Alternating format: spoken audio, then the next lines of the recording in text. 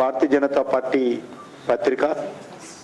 అది ముందుగా మేము ఇంటర్నల్ సర్క్యులేషన్ కింద మా పార్టీ కార్యకర్తలకు మాత్రమే 1991లో స్టార్ట్ చేయడం జరిగింది. అనేక రూపాంతరాలు మారుతూ ఈరోజు అది ఇండియా టుడే బుక్లెట్ రూపంలో అలాగా ఈరోజు మా జనసందేశ్ పత్రికను కూడా గతంలో నేను అధ్యక్షుడిగా ఉన్నప్పుడు మార్చడం జరిగింది.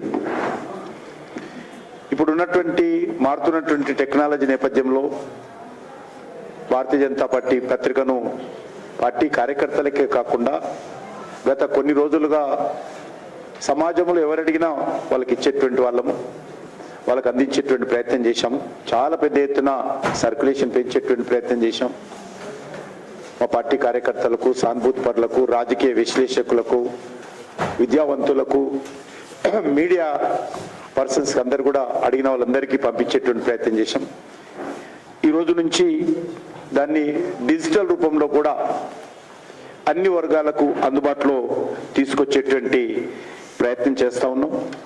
ఇందులో ప్రధానంగా మనకు తెలుసు భారతీయ జనతా పార్టీకి సంబంధించినటువంటి గత అనేక సంవత్సరాలుగా మరి అనేక వివరాలు కూడా ఇందులో పొందుపరిచేటువంటి ప్రయత్నం చేస్తూ ఉన్నాం. దీన్ని మరి నేను మీ ద్వారా మా పార్టీ కార్యకర్తలకు కానీ సమాజంలో ఉన్నటువంటి ప్రముఖులు కానీ జనసందేశ్ పత్రిక చదవాల్సిందిగా, డిజిటల్ రూపంలో వస్తున్నటువంటి వార్తలు తెలుసుకోవాల్సిందిగా కూడా అన్ని వర్గాలకు కోరుతా ఉన్నాను. పార్టీకి సంబంధించినటువంటి తీర్మానాలు మరింత ఎవరైనా సమాజంలో ఉన్నటువంటి వాళ్ళు మరి పూర్తిగా వివరంగా చదువుకోవాలనుకున్నప్పుడు పార్టీ కార్యక్రమాలు, ఈవెంట్స్, యాక్టివిటీస్, అదేవిధంగా డాక్యుమెంట్స్ ఏమున్నా కూడా మేము ఆల్మోస్ట్ మాది డెమోక్రటిక్ పార్టీ కాబట్టి మేము పూర్తి స్థాయిలో అన్ని ప్రజలకు తెలిసే విధంగానే చేస్తాం.